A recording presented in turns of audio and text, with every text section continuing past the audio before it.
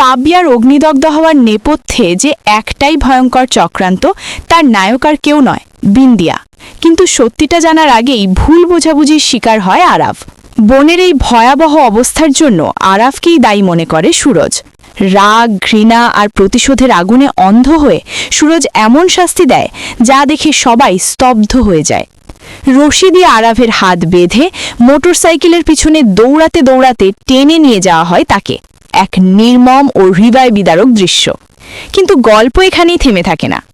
অবশেষে সত্যের পর্দা ফাঁস হয়। সুরজ এবং ঈশা জানতে পারে আরাভ নয়, আসল অপরাধী বিন্দিয়াই। এই ভয়ঙ্কর সত্য জানতে পেরে সুরজ আর এক মুহূর্ত দেরি না করে ছুটে যায় গোলাপ সিংয়ের বাড়িতে। সামনাসামনি দাঁড়িয়ে সুরজ বিন্দিয়াকে প্রশ্ন করে, আমার বোন কাবিয়ার এই অবস্থার জন্য কে দায়ী? আর ঠিক তখনই ঘটে যায় সবচেয়ে বড় বিস্ফোরণ।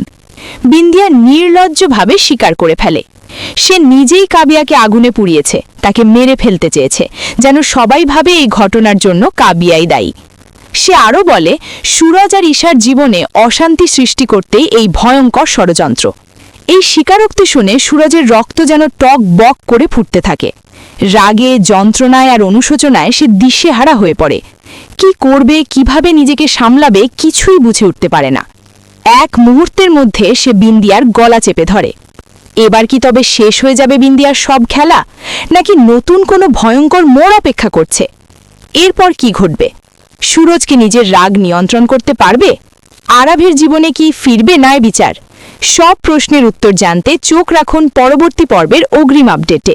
ভিডিও ভালো লাগলে লাইক দিন। এমন টান টান সিরিয়াল আপডেট পেতে আমাদের চ্যানেল সাবস্ক্রাইব করুন। পাশে থাকুন আমাদের সাথেই।